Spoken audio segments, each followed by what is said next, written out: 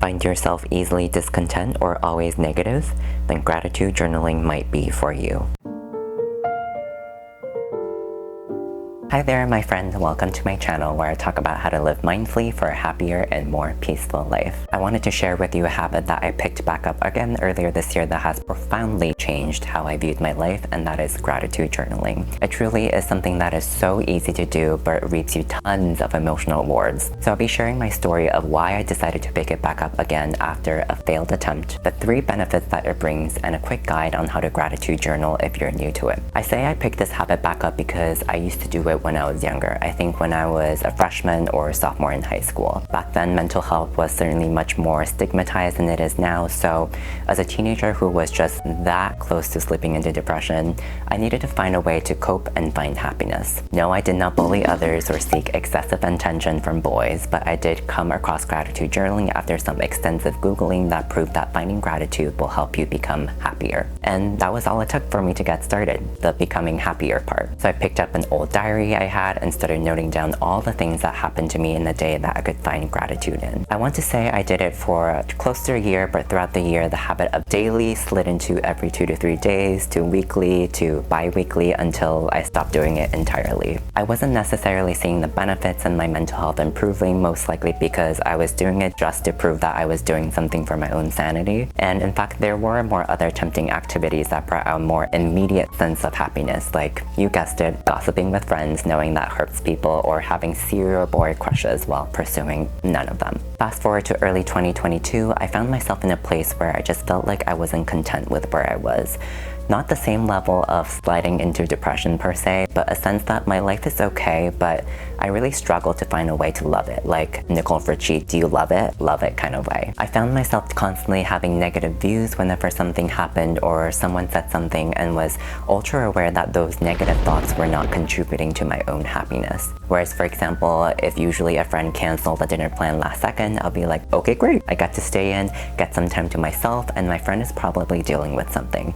But during this particular period of time, often I was thinking, why would they do that? Do they not have their life together? So I was aware of that negativity happening in the inner dialogue for a month or two, but really didn't do anything about it until I was at the checkout line at the grocery store and saw a special edition, The Power of Optimism, and decided that it was a sign, an undeniable sign, for me to buy it and take it home. While I was familiar with most of the content and majority of the articles already, one by Akansha Singh suggested that gratitude journaling is a great habit to help reframe your view on life. And despite my doubts after my failed experience when I was a teenager, I decided that I would give it another try, this time with more intention and digitally. And it worked. There were many times when I would catch myself thinking, wow, Matt, who would have thought you would think that way? And though I didn't know exactly what caused it, I did eventually realize that the subtle effects of gratitude journaling in aggregate transformed how I viewed my day-to-day life. So if you need a little more convincing, here are the 3 major benefits that I noticed throughout my 180 days of doing it. The first benefit, and probably the most obvious one, is that it makes you more content. When you're gratitude journaling, you focus on what happened, what you have, rather than what could have happened or what you don't have. So much of our time in this life is focused on the next thing, the next goal to attain, that we often miss the things that are right in front of us, and therefore we take them for granted. With finding gratitude, it forces your perspective to work with the blessings that are already in your life and helps short-circuit that cycle of, I will only be good when, or only had this thing happened then, type of thinking. You learn to make more value of what you see and experience, and therefore helps with that sense of being fulfilled.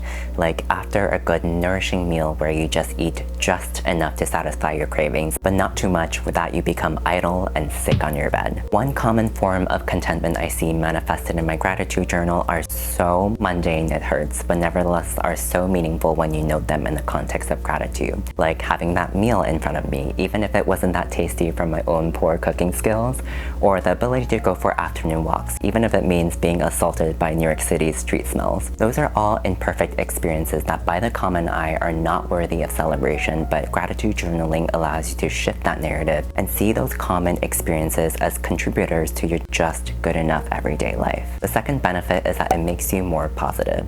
So I mentioned this is one of the main reasons I picked up gratitude journaling again, and let me tell you, it works, but it does take some time. If content is the factor, the positive is the woo factor. When you gratitude journal, again, you're looking at the glass half full, or screw that, all full or overflowing. Gratitude inherently means being thankful for what you have, and when you're able to find all the reasons to appreciate the happenings in your life, that creates a cycle of positive feedback for yourself. It's a cumulative process that allows you to view each gratitude as positive reinforcers of a good life, and the more you accumulate, the more likely you're able to find reasons to be happy with your outlook in life. We don't usually think of hoarding as a good thing, but in this case, think of it as collecting all the good moments and treasuring them in the journal. Over time, you'll be able to look back and see all the wonderful things that you've experienced over time, and when your mind is stored with the abundance of grateful moments, you'll notice you will approach your day-to-day life with a more positive mindset. We humans love stories, so gratitude journaling is building that love story with our own lives and falling in love with it. No Romeo needed.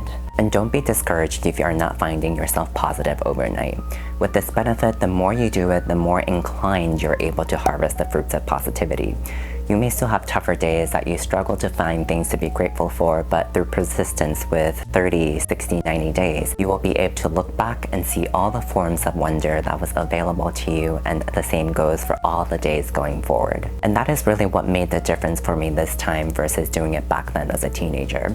Treating it as a process rather than treating it as a destination and expecting the results immediately. And finally, the third and most important benefit is that it helps you become accountable for your own happiness. Expedition happiness, and you're in the driver's seat. One of the mistakes that I made when I was gratitude journaling as a teenager was that I solely focused on what others did for me and what happened to me that I could find gratitude in. As it turns out, when I focused only on the external reality, gratitude becomes any form of achievement and is rather unpredictable. You can't always rely on a stranger being kind to you or always relying on things working out for you. That makes happiness, again, conditional. Instead, one key difference when I gratitude journal this round that has made all the difference is also incorporating gratitude of my own actions.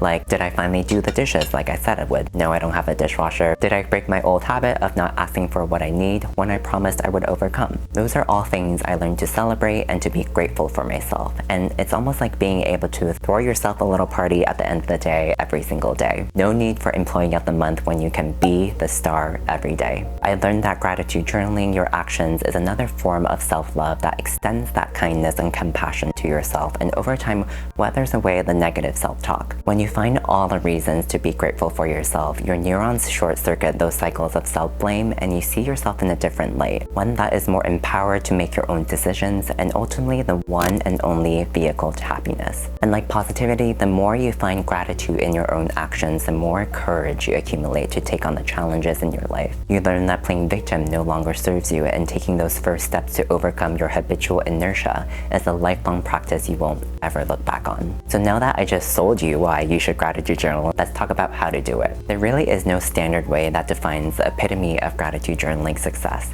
But the key to making it a habit that sticks around is to make it easy for yourself. You don't need a fancy journal or elaborate setup to make it happen. In this case, the less the better. For me, I'm not much of a handwriter, so I simply started a folder in my notes app in my phone and just started creating a new entry with the date up top every day. I know a bunch of people that still love handwriting though, because it gives it that much of a oomph. So grab anything you can write on, whether it's an old diary, a blank notebook, and get started. Remember, the best setup is the one you have already. Don't go lengths to find an aesthetic setup that detracts from the practice itself. Then comes the one. I personally like to journal at the end of the day when I'm doing my nighttime routine, and I relax on my bed and replay my day and think of all the things I'm grateful for. But if you're prone to forgetting things, I recommend that you jot down those observations throughout the day as they happen. Or if that's even too much, then to take mental notes about them so come nighttime they don't get discarded at the back of their mind. Again, it all comes down to what makes it easy for you. And I simply just do bullets in my notes app of the things I'm grateful for that day. Not full-blown sentences, just bullets. I find that using bullets is another way to make it easy for me rather than the need to write beautiful long paragraphs that I just don't have the mind power for at the end of the day. But hey, if you're naturally a writer, go for it. Just don't let the process drag on too long. Just so you know, for me, it usually takes around 5 minutes max per night. Remember, the longer it is, the less likely you will do it every day. And finally, the content. As I spoke about in my point of taking charge of your own happiness, there are two components to focus on: the outside world and your own actions. The external could be small, simple observations that you see on the street, like was a kid being cute and asking an endearing question, or acts of kindness that strangers extend to you, like did a stranger hold the door for you at Starbucks, or even did someone who usually hurts you not hurt you today. Anything that supports your well-being qualifies. Then focus on your own actions. What did you do today that helped your day become that much better? And it doesn't even have to be grand achievements. Simple things like following through a promise you made with a friend, or just even doing old, boring chores are all valuable things to find gratitude in. And yes, action could even mean being intentional with being lazy and not letting yourself do anything if you needed that downtime after a long week. And there it is, the first few days worth of gratitude journaling. If you're able to find a setup that works for you, that is quick and easy, then the habit should stick around for days and days after. Make sure you repeat this for at least a period of time to really get the full benefits of positive feedback process, and shortly after you'll find yourself full of warmth, appreciation, and joy for the life that you live. I hope you've enjoyed this video as much as I did creating it. Let me know if you've gratitude journaled before, how you found it helpful, or any other questions you may have about it. If you learned something from this video, give it some love and share it with someone you care about. And as usual, don't forget to like and subscribe. You got this. Till next time.